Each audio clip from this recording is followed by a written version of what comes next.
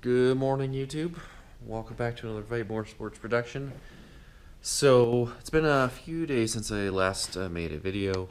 Last video we got the bed and the cab installed onto the truck. Still kind of in the same state, as you can see. I have been doing a little bit of work to it though. There was a bunch of holes right here. Well, they weren't holes, they were little tabs to hold, I think, like a cover over the rear window here. So I punched them in a little bit, filled them with metal to metal, and now I've got some top coat basically on them that I've been working off. I totally forgot how much work body work is. Because I've sanded my CRX like so many times, it's not funny. But yeah, anyway, in the meantime, between me making videos, I've also been working on cutting out some of this floor pan and making these redneck panels, patch panels.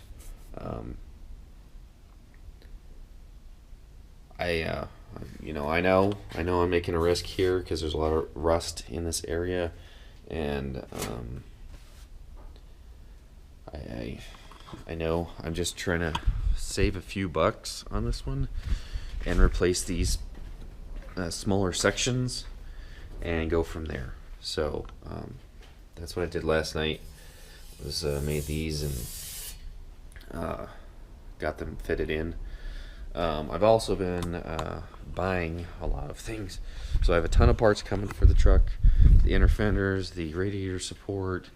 I've got, I don't know what else I have so much stuff coming, but I'm also purchasing a lot of tools as well. I have a new set of spray guns and where'd he go? It's a great question. I have an air filter / dryer. There he is. That I need to get installed into the air system. So I'm praying that I can make this work and get this all set up by the end of the day, because as Ned Starkus would say, winter is coming, and it is. So it's unfortunate. I'm going to run out of days, and it looks like this weekend will be the nicest and warmest for quite a while. So I'm busting my butt trying to get all of this done. So I'm trying to patch all of these, get the floorboards patched, I need to make a few patches just for the firewall. Like I have a little patch here. Looks like they may have put, here I'll show you. Looks like they may have put a CB radio, is what I'm thinking, because there's some holes in this. So I'm thinking a CB radio ran through there. So they gnarled some holes there. I have a big hole for the automatic transmission shifter that needs to get patched. And then there's the holes for the secondary fuel tank that I need to get patched. Ford, I know how they patch holes because they patched they made the hole for the clutch down rod in this truck, and they just simply put a piece of steel over it, two really nice good tacks, but just tack welds, sorry, on there, and then seam sealed it. So I'm gonna follow suit, build small little patches, and do a couple good little tacks, and that'll be that on how I'm gonna patch these holes. So the worst one will be this one where they put the those CB radios, because it's a horrible hole and it's on a weird angle, little radius there.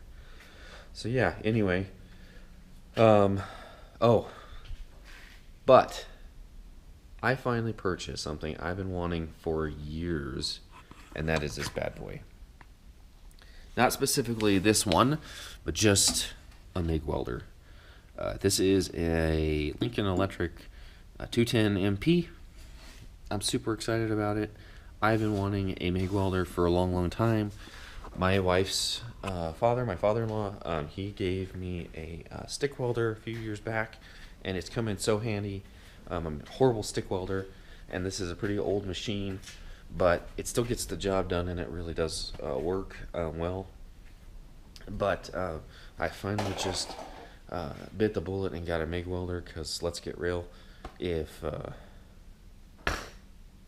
you can gas weld or you can stick weld, you can MIG weld.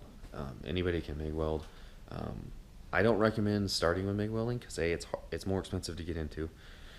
Because if you're doing it right, you're getting the gas, which I have a bottle over on the other side. So I'm on the bottle, and but it's just freaking awesome. It's just, I'm so excited. I am so excited about this because I've been wanting one for so long, and this MIG welding, it's the best type of welding to do thin stuff like floor pans, body work, those type of jobs. That's where it excels. Like it's just awesome at that. It can do bigger stuff too, and I'm not trying to say it can't, but where it excels over all the other welds, I can't say that. If you're a good gas welder, which I'm a decent one, I just don't have the gas, and I don't want to deal with it right now to get new bottles and all that fun stuff for gas welding and get the oxyacetylene to get it set up. If you can gas weld, gas welding is also a really great way to do thin metal. And like I said, I'm pretty decent at stick or gas, but I'd have to practice a little bit before I started again.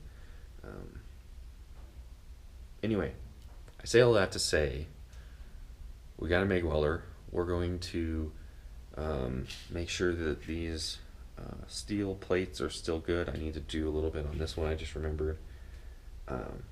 Make a couple little grooves in it, and we're going to weld these bad boys in today.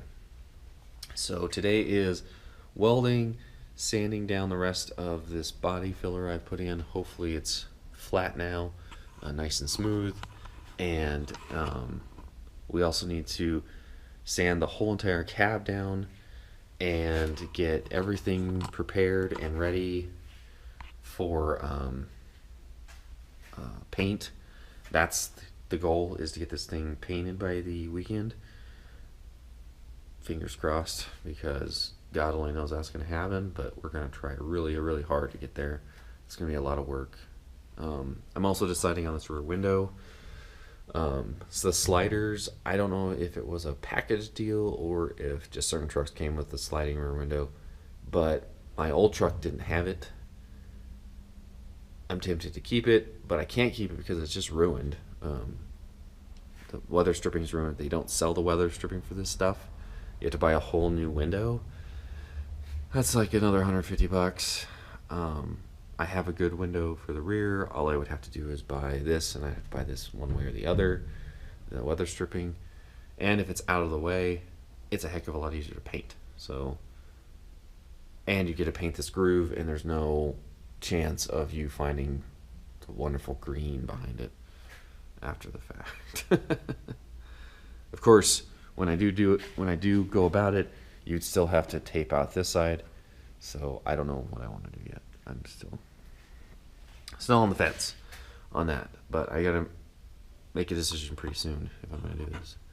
I also probably need to go pick up some self-etching primer, and then I'm gonna self-etch primal everything that got down to bare metal, and then I have some filler primer to run on everything, and we'll go from there. You know, I'm trying to get rid of all like this rust. I need to get rid of this. This is chipping and a little bit rusty underneath, it looks like. I need to get rid of that. You know, we need to make this nice and smooth. We need to, you know, sand the dash road down. We have to get rid of these guys. you know, get rid of all this little stuff. I need to work on the door. The door needs to be worked on, and the glove box door, I'm sorry, and the ashtray. I need to work on that. Make sure it's all cleared and ready to go, and you know, probably sand it a little bit. Door panels, I need to work on that. Yeah, I got a lot of work to do in the next few hours, so I'm gonna quit talking since it's been 10 minutes of me yapping, and we're gonna get to work. All right, guys. See you on the flip side.